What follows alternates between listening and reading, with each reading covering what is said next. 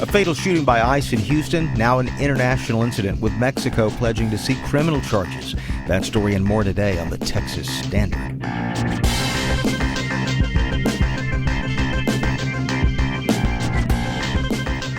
Texas Standard is a production of KUT Austin, KERA North Texas, Houston Public Media, and Texas Public Radio in San Antonio. I'm David Brown. We'll hear more about this week's shooting in Houston, described by Mexico's president as part of a broader pattern of mistreatment of Mexican migrants. Her objective, she says, to go beyond diplomatic objections. We'll talk with reporters in Houston and in Mexico City. Frisco in the national spotlight, though the look is not a very flattering one. We'll hear why. Also, lights, camera, Texas? As more big-ticket films focus on the Lone Star State, whether it's looking like a long-term shift in the industry. Those stories and a whole lot more coming up today on the Texas Standard.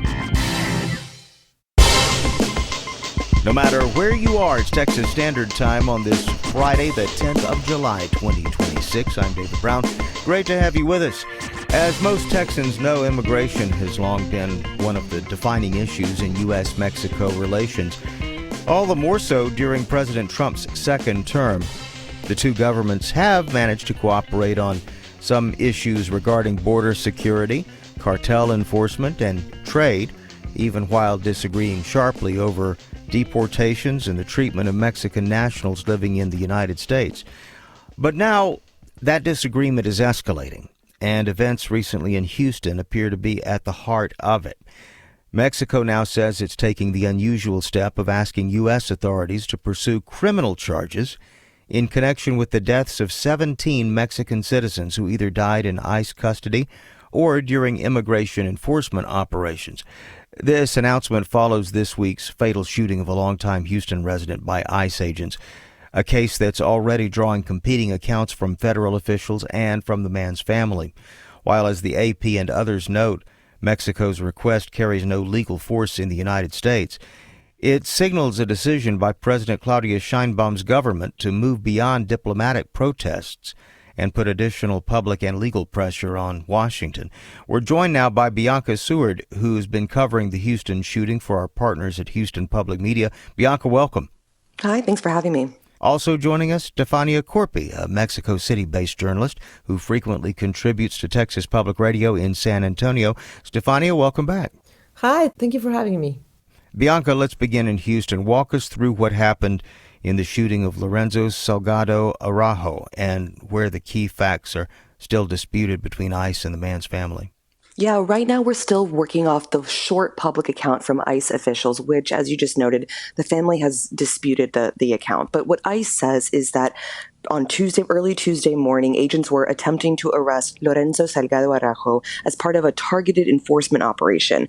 They say during that operation, he attempted to evade arrest, and the agency says he was attempting to run over an agent with his car when the officer fired his weapon. ICE has characterized this as self-defense. There were 3 other passengers in the car at the time of the shooting. Those men have all been detained. The family disputes this account. The sons of Salgado Araujo said at the press conference on Wednesday that he would have complied and that they want to see more evidence, more video evidence of what happened that morning to understand fully the event. We've also learned from a spokesperson in Representative Sylvia Garcia's office that Salgado Araujo was not the target of the operation from ICE. There was another individual in the passenger van that had an administrative warrant out. So what we're learning just late last night is that Salgado Araujo was not the intended target here for the operation. Stefania, I want to turn to you. How much attention is this shooting getting in Mexico? And can you give us a little bit more about the reaction from President Sheinbaum's government? Yeah, so both Wednesday and Thursday have been all about Salgado Araujo.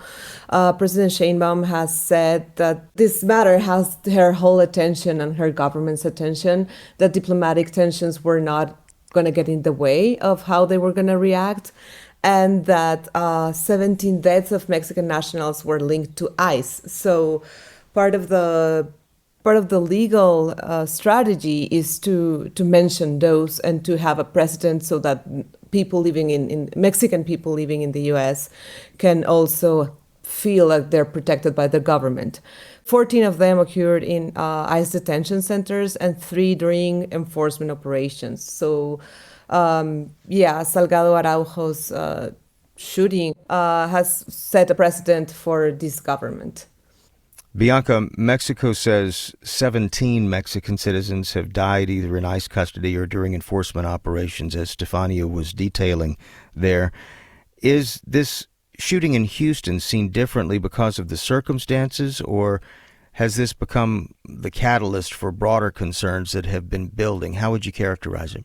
I think it's the latter. Right now, they're renewing kind of calls for attention on how ICE activity has been going on in Houston. And a number of immigrant rights organizations and advocacy groups here have been calling for not only more transparency into what happened on Tuesday morning, but to shed more light on how ICE has been operating within Houston and across the country. Leaders from LULAC, the League of United Latin American Citizens, has been calling for this for some time, and they believe that this shooting getting the national attention that it is will help renew some of those calls for not only attention but transparency. Mm-hmm.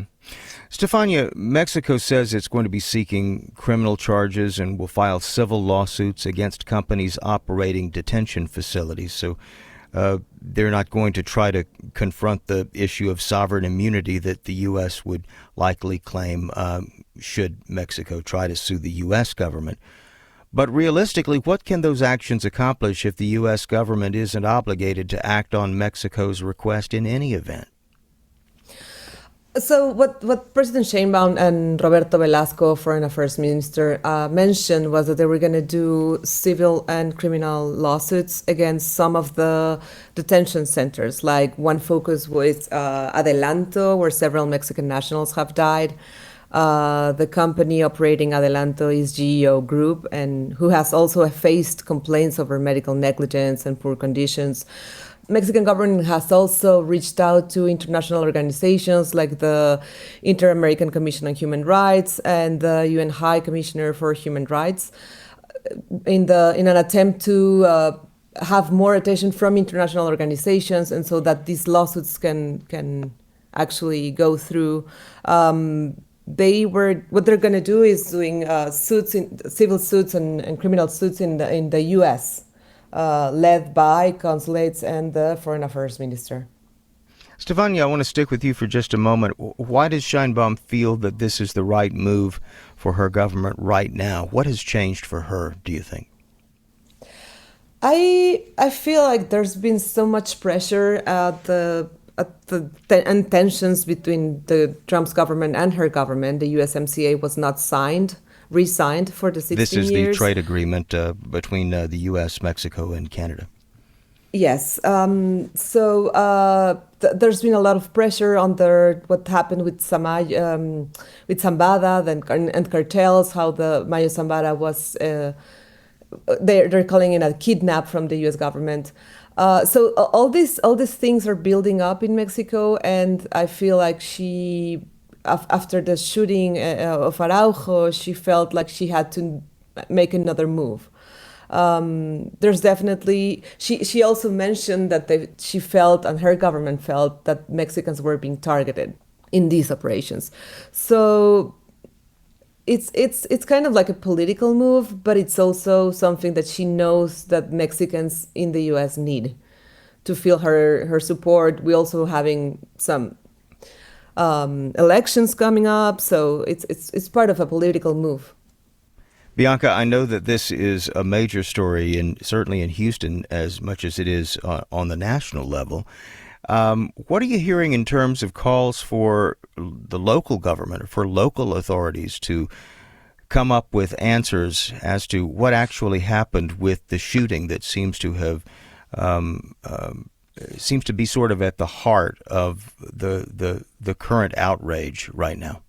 Yeah, as early as Tuesday afternoon, local leaders and national organizations were calling for an independent investigation, but also for the Houston Police Department to investigate this. Mm-hmm. And pretty early on, Mayor John Whitmire said the HPD would not be getting involved in the investigation, that he was leaving the investigation in the hands of federal authorities. That has not sat well with a lot of the community here that are calling for more transparency, calling for more answers. Yesterday, the district attorney, Sean Tier, the Harris County District Attorney, Sean Tier, was on one of our programs and said his office had not yet been invited to investigate. They were still asking for citizens to send them video or accounts and try to preserve as much evidence as possible. But right now, it is fully in the hands of the FBI. And there isn't much right now that Tier's office says that they can do. I think they're worried a bit more about being privy to all the investigation or getting access to all of the evidence. So it seems a bit of a pause here, of a limbo. We're waiting to see if more investigations get launched. And there have been more calls for the mayor to allow HPD to step in. Stefania, where do you see this? What do you see this meaning for the broader relationship between the U.S. and Mexico going forward? Are we at a critical juncture now, or perhaps not so much? How do you see it? I feel like the interconnection between the U.S. and Mexico is inevitable. The screwworm story, for example, it affects both sides of the border. I don't feel like flies know borders. So or even the worm, but I feel like this escalation means that Sheinbaum and her government are trying to protect more their nationals and trying to show that they can do that after the lawsuit of arms trafficking. They kind of proved that, even though it wasn't successful in the end. But they're trying to set precedents that we also have some legal power in the U.S. and that we can protect our people. The investigation on cartels and the Mexican politicians who have been involved in that are going to be the next big thing, I think. Stefania Corpi is a Mexican journalist who frequently contributes to Texas Public Radio. Bianca Seward is with our partners at Houston Public Media. Thank you both for your time. We certainly do appreciate it. Thanks for having me. Thank you. Now, the investigation into the Houston shooting is ongoing, and Mexico says it intends to formally submit its request for criminal charges and pursue civil action against companies operating detention facilities. We'll continue following both the investigation and the diplomatic response, with more at texasstandard.org. Coming up, 2 San Antonio veterans active in the movement to end military policies barring gay service members from serving openly, now getting attention at a new presidential museum that's been very much in the news of late. That story and much more as the Texas Standard continues. Support for Texas Standard comes from Half Price Books, a Texas-bred new and used bookstore, proudly supporting public media and sustainability by keeping books, music, and other media in circulation. Store locations and more information at hpb.com. Support for Texas Standard comes from Texas Monthly, producer of Where the River Took Us, a podcast about the July 4th floods from survivor Aaron Parsley's perspective, through the voices of his family and others, telling the story of grief, healing, and survival. Available on all podcast platforms.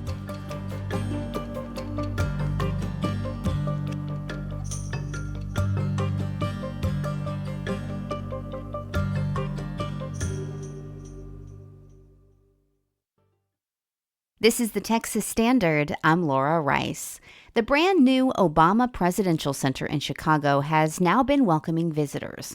Those who take the trip will see the names of 2 San Antonio veterans recognized for their service and activism in the movement to end military policies that barred gay service members from serving openly.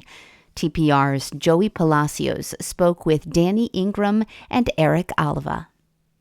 Until 1993, the U.S. military's restrictions on gay service members were governed by a complex series of Defense Department directives and regulations. One of the most stern went into effect in 1980. If you were gay, you were out of the military. I was not going to be completely invisible during the time that I was serving in the military. And when it came time to speak up about the ban, I really wanted people to see we were already there. That's Danny Ingram. He enlisted in the Army in 1988 in Atlanta.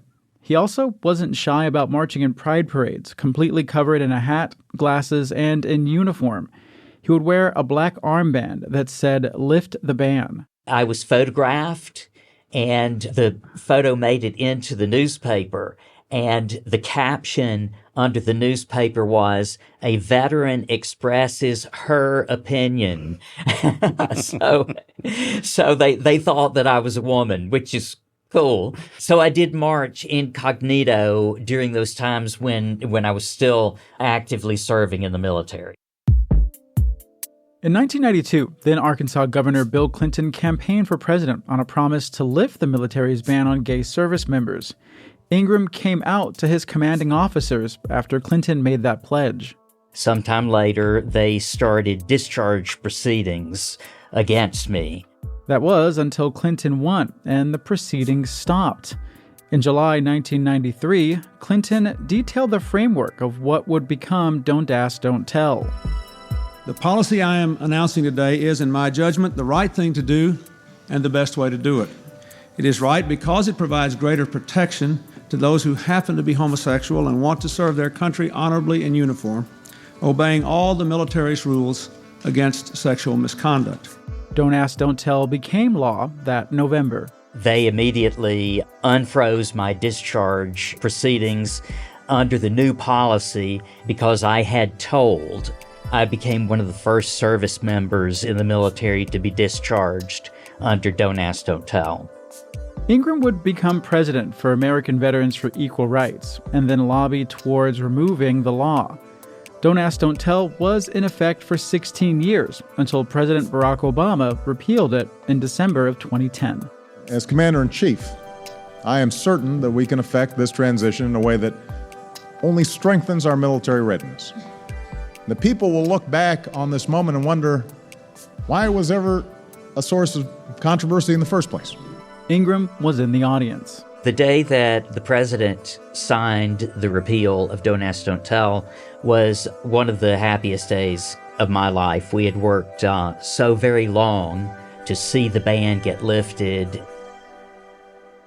On stage, standing right behind Obama, was the man who would later become Ingram's husband, Eric Alva. He was the first U.S. service member wounded in the Iraq War. I stood right behind his right shoulder, and I got to literally lean over and, see him put his name to changing the law in America. Alva joined the Marines in 1990 in San Antonio. Doing the application process off Southwest Military at the Marine Corps Recruiting Office, it had questions that asked people about their sexual orientation. And of course, I put no to say that I didn't have any relationships or any feelings towards someone of the same sex. For part of his career, he was stationed in Okinawa and Somalia. In March 2003, Alva lost his right leg after stepping on a landmine on his first day in Iraq. My right arm was broken with severe nerve damage, which I have partial feeling in my right hand, and my fingers kind of look mangled. My left leg was broken in the blast. His recovery put him in the news, a lot, highlighting the impact of the war. 4 years later, in February 2007, Alva publicly came out of the closet on ABC's Good Morning America. He became a spokesperson for the Human Rights Campaign and a public face working to repeal Don't Ask, Don't Tell. Alva wasn't separated from the military. He retired in 2008. A few days after coming out, he appeared with Congressman Marty Meehan of Massachusetts with the goal of promoting a bill that would repeal Don't Ask, Don't Tell. Here's Alva at that press conference. I come forward to you today to help Congressman Meehan and others to show that there are people like myself among the ranks of men and women in the armed forces that have served to protect this nation, above and beyond, and probably years before that, many, many years before that, and many, many more years to come. But I ask that you give them the chance to serve openly, to have the opportunity to be judged for who they are, to see the qualifications that we have as all American citizens should be judged by. The Military Readiness Enhancement Act ultimately did not pass. However, separate legislation, the Don't Ask, Don't Tell Repeal Act, was approved. While people were getting discharged under Don't Ask, Don't Tell, we were fighting two wars, and we were firing valuable, professional, skilled people while wars were going on. Nearly 32,000 service members between 1980 and 2010 were separated from the military for homosexual conduct, according to the Department of Defense. Ingram and Alva's names are both listed in the Obama Presidential Center. Ingram donated the armband he would wear to pride parades. Alva is photographed with former Human Rights Campaign President Joe Salmonese during the signing of Don't Ask, Don't Tell's repeal in the House. The pair say if there was one thing they could have done differently during the fight to repeal, it would have been to push harder to include transgender service members in the protections. Under Obama, freedom was expanded to groups of people who did not have it before. In personally seeing transgender people now being removed from the military, that's a step backwards, and it's personal to me because I worked on that for so very long. So for me, we are less free today than we were under Obama. Under the Trump administration, transgender people are banned from enlisting in the military under a directive issued last year. A federal appeals court ruled last month that the policy illegally discriminates against transgender service members, but allowed it to remain in effect while the litigation continues. For the San Antonio veterans, the work that started with Don't Ask, Don't Tell is not finished until no one is excluded from military service because of who they are. We have this saying, and everyone knows this in the military, where you say, no man left behind. Well, now we say, no one left behind. I'm Joy Palacios in San Antonio. Well, Texas still talks a big business game, but CNBC says the competition is catching up. The business network's just released its closely watched annual top states for business ranking, and Texas drops from number 2 to number 4. Strong scores for jobs, the economy, and infrastructure kept the state near the top, but poor marks for quality of life and an unexpectedly average ranking for business friendliness dragged Texas down. Ohio takes the top spot this year, followed by North Carolina and Virginia. In other notes from around Texas, it was on this day 126 years ago, the state granted a charter to the Rosenberg Library Association of Galveston. Why is that such a big deal? Well, the library it created, the Rosenberg, is the oldest public library in Texas in continuous operation. These days, with a rare map collection, makerspace, and more, still writing new chapters after all these years. Texas Roundup, just ahead. Stay with us. Support for Texas Standard comes from Texas Realtors, providing representation at every stage of the home ownership journey, helping clients understand their options and manage complex transaction details. Info at texasrealestate.com. Support for Texas Standard comes from Texas Mutual Insurance Company, a Texas-based workers' compensation provider committed to providing care and support for injured employees. More at texasmutual.com/TexansDeliver.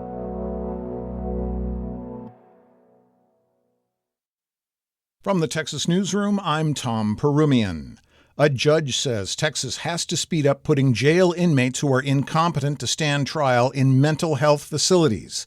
KERA's Tolawani Osibamawo reports the order is part of a 10-year-long lawsuit against the state. The class action lawsuit accuses Texas of not moving mentally incompetent jail detainees to state hospitals fast enough.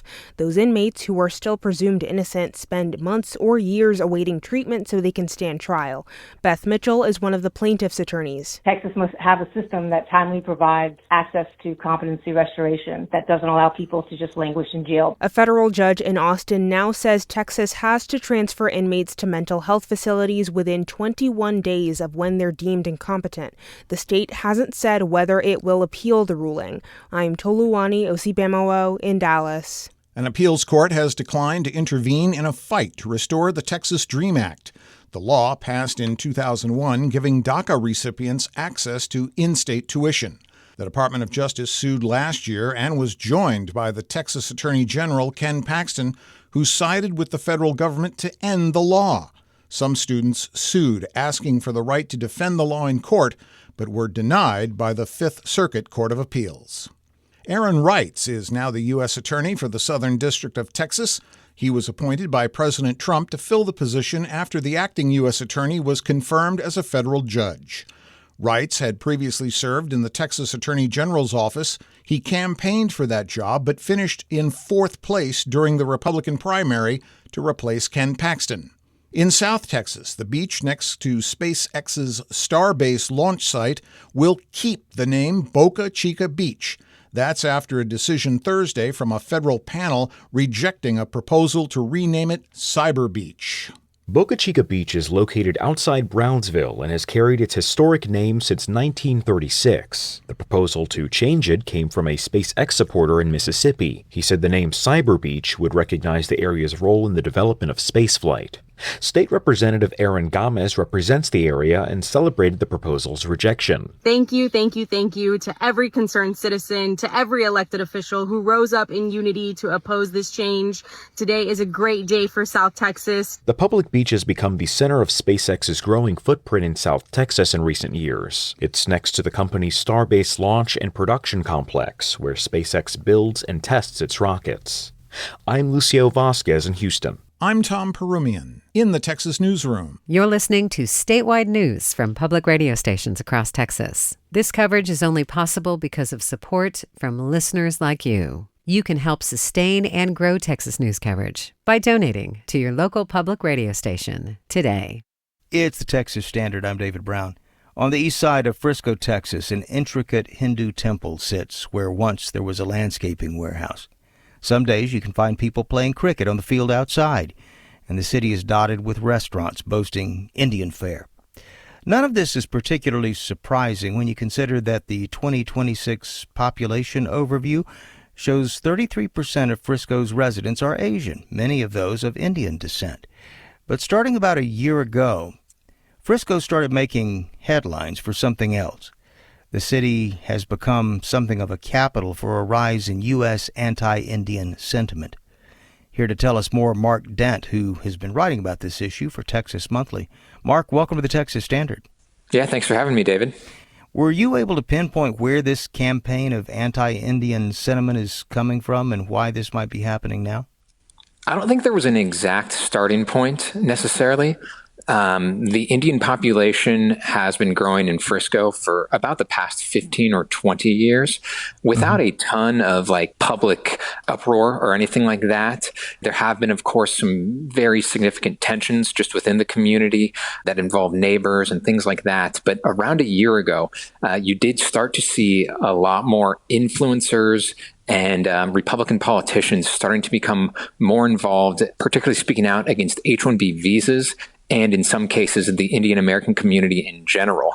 If you go back almost a year ago exactly, I think it was in August of 2025, there was this super viral Twitter post from an anonymous account that just had video of people shopping at Costco, many of whom appeared to be Indian Americans or immigrants, and suggesting that H-1Bs had led to the Great Replacement in Frisco, Texas. And the Great Replacement theory is this theory that suggests that more white Christian Americans are being replaced by people from other countries.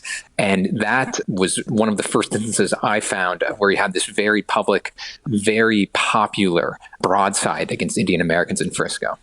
Well, what are you hearing from members of the Indian American community there?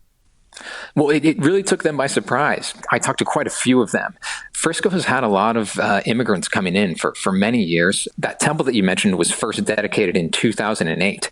I talked to a lot of people who had never faced any type of discrimination that they felt for their ethnicity or their race in their entire life. And all of a sudden they see these influencers getting hundreds of thousands of views, speaking out against visas, speaking out against Indian Americans. And it really started to feel less welcome for them. They had this kind of double life going on where they'd be out in Frisco and during their normal everyday interactions, things were normal, but everything they saw online was not normal. Yeah, well, that divide is something that's kind of concerning because you don't really know, or do you have any sense of whether we're talking about outside interlopers who are wanting to make something out of this? They come from other parts of the country, or they, mash together images to make some kind of point, or is this sentiment being held by folks within the community? Is there any way of knowing that? There's not quite a perfect way of knowing that. If you look at these city council meetings that have happened in Frisco, there's been a couple where there have been hours of public comments, some of it defending Indian Americans in Frisco and some from people speaking out against them. If you look at those meetings, there's quite a few people who are from out of town, from other parts of Texas, in some cases other states. There are also some people who are from Frisco and are sharing those sentiments. I don't want to get sidetracked too much here, but I think I should bring this up because, as most of our listeners know, the relationship between the country of India and the religion of Islam is a complicated one and sometimes fraught. But talking about what we've been talking about, and then thinking about rising messages characterized by many as Islamophobic messages, especially among some Republican Party members in Texas. Are they connected in any way, or are we talking about two separate things, or how do you see that? Surely that must have come to your thinking too. Yeah, there are some connections. So if you go back earlier this year, that was when this rise in anti-Indian sentiment really picked up in Frisco. And then while that was going on, other members of the state GOP were making a lot of anti-Islam comments. If you go back to this, the GOP convention this summer, there was a lot about Sharia law and other anti-Islam comments. In my mind, what you saw in Frisco is that there was a shift between the speaking out against Indian Americans that started to turn into more speaking out against Islam. Is the city acknowledging this tension and officially have they been responding to this in any way? Well, after the first city council meeting in February, in which this became an issue, the mayor, Jeff Cheney, did speak out against it and, basically said that we are a diverse city and we are unified. There was a runoff election, and Rod Vilhauer was a candidate who had said some anti-government comments on a podcast, and he ended up losing that election. So some people saw that as a sign that Frisco was more willing to go for more of a unite people, diverse candidate, and that this would be a good sign for the future. Mark Dent writes for Texas Monthly, among other publications, and we'll link to his latest reporting on this subject over at texasstandard.org. Mark, thanks so much. Thanks, David. Support for Texas Standard comes from Barron, Adler, Clough & Odo, a Texas eminent domain and condemnation law firm, helping to protect the rights of Texas property owners for more than 40 years. More at barronadler.com. It's Texas Standard. I'm David Brown. Jace Tunnell, we call him the Texas beachcomber, and during his surveys along the Texas coast, he's grown used to finding things that shouldn't normally turn up along the Gulf Coast. But this week, he found something rather extraordinary, a jellyfish that's normally found down under, Australia.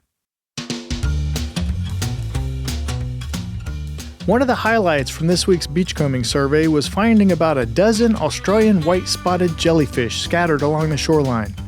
They were impossible to miss, with some appearing crystal clear, others a rich brown, and a few glowing brilliant blue in the sunlight. The most striking feature is the top of the bell, which is covered with countless tiny white spots that resemble a star-filled night sky. Turn one over, however, and you'll find something completely different. Instead of long, trailing tentacles, the underside is filled with thick, frilly oral arms that resemble a bouquet of cauliflower. These oral arms are used to capture tiny plankton and other microscopic food drifting through the water. Australian white-spotted jellyfish are native to the western Pacific and were first documented in the Gulf in the early 2000s, likely arriving in ballast water released from cargo ships. Since then, they have become a seasonal visitor to Texas waters during the warmer months. Unlike many jellyfish that beachgoers avoid, Australian white-spotted jellyfish are harmless to people and don't deliver painful stings associated with Portuguese man-o-war or like sea nettles. They are one of the few jellyfish I don't mind carefully handling. If I find one that's still alive and stranded near the water's edge, I gently return it to the surf, giving it another chance to drift with the currents. This isn't the first time we've seen an influx of these beautiful visitors. Last summer, large numbers washed ashore along the Texas coast, creating one of the more memorable jellyfish strandings I've encountered. Their return this year was a welcome surprise. If you'd like to learn more, I created a beachcombing video on YouTube during last summer's stranding that explores their biology, where they came from, and why they occasionally appear in such impressive numbers along the Texas coast. Wherever Texas meets the tide, you'll find this guy, Jace Tunnell, the Texas beachcomber. Jace is Director of Community Engagement at the Hart Research Institute, Texas A&M University, Corpus Christi.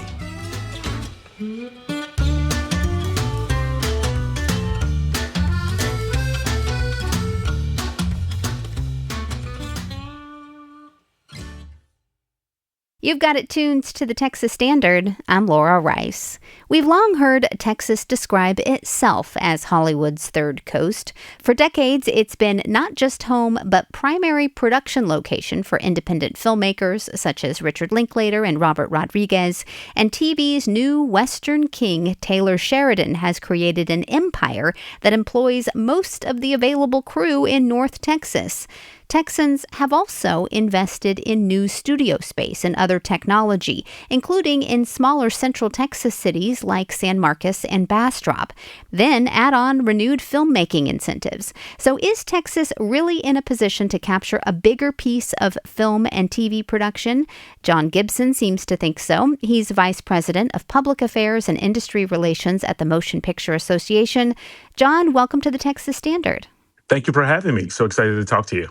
Well, you were in Austin recently, I understand. What were you up to?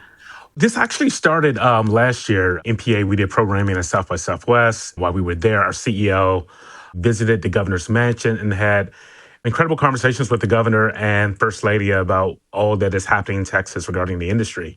And in a separate conversation with the First Lady, her enthusiasm for the industry, being in the state, when Texas gets in, you all do everything big.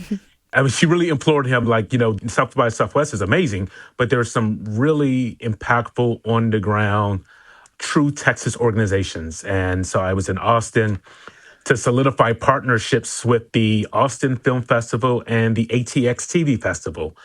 We had an existing partner called Icon Talks that does programming out of San Antonio and El Paso.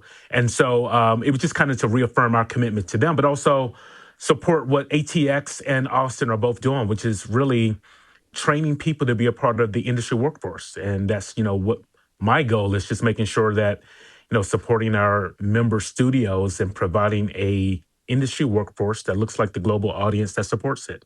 Well, let me ask you about that, because I think the regular fan probably thinks, oh, it's fun to go to Austin Film Festival or ATX TV Festival and see this great programming. But how do programs like that translate into production in the state? A lot of times when people think festivals, they really are just thinking, hey, 4 or 5 days of going to see, films, meet celebrities, but festivals are much more than that. They typically are year-round programming machines. They are incubators for pipeline development programs. If you want to be a writer, how do you pitch yourself? And both ATX and Austin have really great programming and learning the art of the pitch. Or you have the Young Filmmakers program that the Austin Film Festival sponsors, that young people want to get in this industry, but they don't have a roadmap. So what skills do I need to take advantage of all that's happening in the great state of Texas? Yes, there may be experts that may come from other places into the state, but why can't you raise up your homegrown talent? And I think that's why partnering with organizations that are on the front line that have been doing this for decades is really important. I'm glad you mentioned, the writing or the acting that somebody might be interested in doing. The big battle in Hollywood right now is really over AI, and it's got a lot of folks sort of uncertain about the future for those careers. With that in mind, what would you say to a Texan who might be hesitant to follow their dreams in film and TV right now? The industry has rapidly changed since COVID. I mean, you have all of our members, except for Sony, they have their own streaming platforms, but there are tons of independent streaming platforms now. We have what we call the Streaming Innovation Alliance, which serves as the voice of the streaming platforms. We just consume content at such a very quick and fast paced. There's you got to constantly feed the beast, if you will. So, your own phone gives you an opportunity to create your content. There are so many folks that are being discovered via social media platforms, YouTube and TikTok and, Instagram and other platforms. So the traditional system, yes, while everybody might want to be a part of the traditional Hollywood system, the media landscape, there's room for everyone. I do engage with enough independent creators that are using AI to assist them. So they use it to help them craft their budgets, to help them edit things that they've created, to direct them to resources to protect their intellectual property and their content. It can be useful for the independent creator, and I don't think people should be scared of it. A lot of our independent partners will tell you, industry partners tell you, you have to embrace it. Well, Austin gets most of the attention when we talk about film and TV, maybe with North Texas close behind. But you also mentioned El Paso. I think you mentioned San Antonio. What areas of the state are you focused on bringing in? It's going to be, throughout the entire state. As industry organizations land on my radar, I'm going to investigate and reach out, and making sure that people understand that this is an industry they can be a part of, because the industry is just more than acting, directing, being a cinematographer. 2.4 million people every day in this country get up to be a part of this incredible industry. So again, there's space, and people are retiring out of it. And so you want to make sure that the next generation is equipped to keep making sure that this is a very powerful and great representative of this great country. John Gibson is Vice President of Public Affairs and Industry Relations at the Motion Picture Association. He's been doing work focused on Texas. John, thank you again. Thank you for having me. Looking forward to doing more things, all things Texas. Support for Texas Standard comes from UT San Antonio, a Carnegie Tier 1 public research institution, and designated as Texas's National Institute on Aging Alzheimer's Disease Research Center. More at utsa.edu.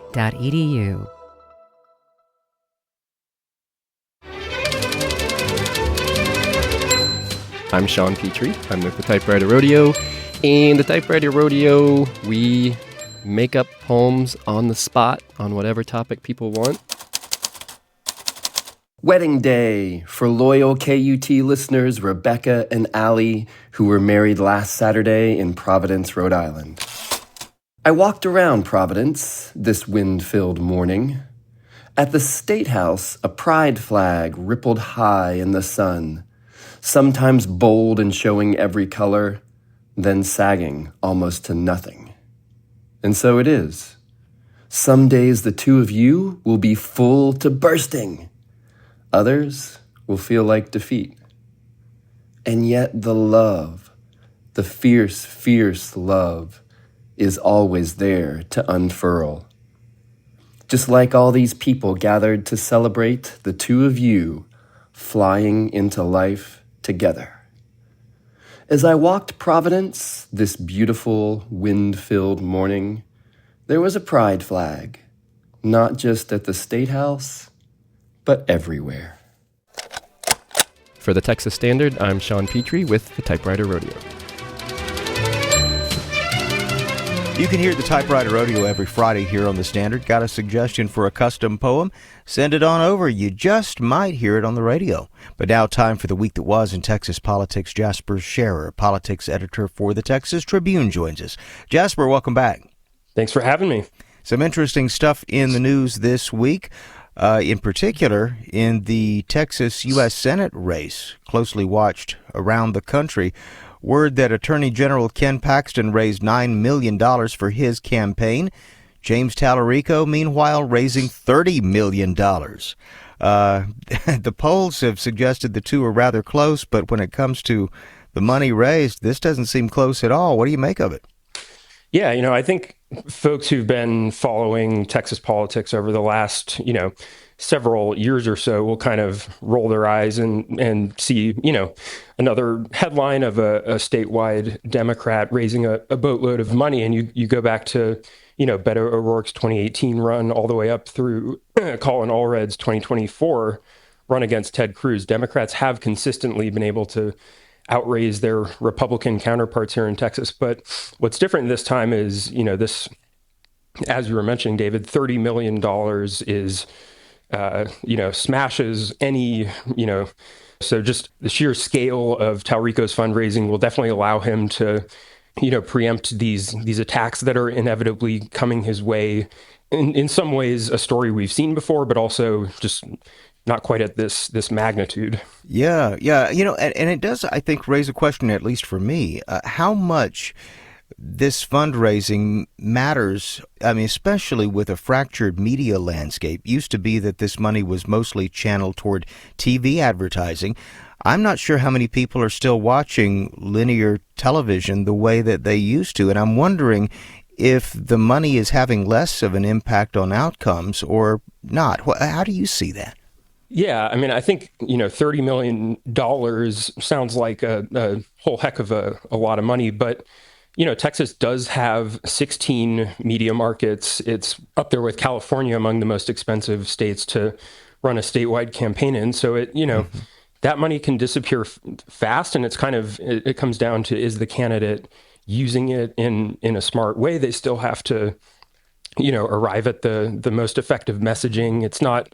Doesn't just translate automatically to votes. And as I was, alluding to earlier, it has not been a silver bullet for Democrats.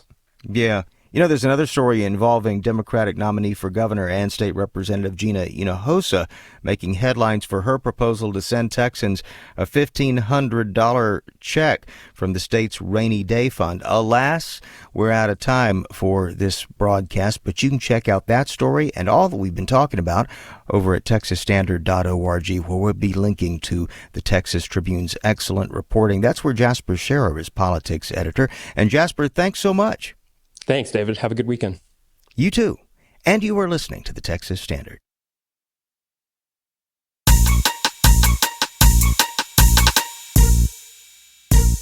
A sudden storm, a close encounter with wildlife, or a view so beautiful it stops you in your tracks.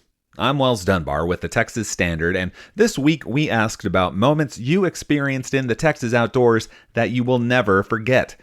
Here's some of what you shared. Hi, my name's Anastasia, and I'm calling from Denton County, Texas. Texas Parks and Wildlife Department offers these outdoor family workshops. So for a mere $75, they provide you with all of the camping equipment you need for first-time campers. So we did one in Cedar Hill a few weeks ago over the summer in June, Texas heat, and it was absolutely amazing. My name is April Rolick.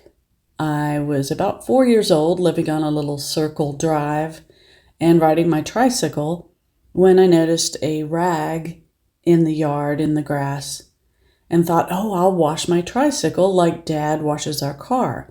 So I got off the tricycle, walked over and reached down when I noticed it was a coiled up rattlesnake. So I ran inside and told my dad. My dad came out and looked and said, "Hell, I'm getting my shotgun." This ended up being a 6-foot-long rattlesnake. The rattlesnake didn't want to harm me. Of course, we know that now. My name is Susie Epstein, and this is my unforgettable wildlife experience for Texas Standard. The upper area of Stevenson Nature Preserve is just blocks from my South Austin home. One early evening, as I was finishing my walk, I looked up at this big cedar tree alongside the trail when I saw not but 10 feet in front of me the silhouette of an owl on one of its lower branches. Suddenly, I felt the slight but certain breeze of the owl's wings as it fluttered right past my upturned face. It was one of those rare and precious spiritual moments from our animal world. My name is Lance Elliser. My buddies and I have been camping together for over 30 years. We call ourselves the Monkeybird Club, which is its own story. In the late 90s, my friend Ken was training for the Texas Water Safari. That's the 260-mile canoe race, mostly on the Guadalupe. Pete and I joined him for a training run of about 25 miles. The river was flowing really well back in those days, and we had a great time paddling with help from a solid current. Anyway, about halfway through our day, we heard a big kerplunk splash somewhere up ahead of us.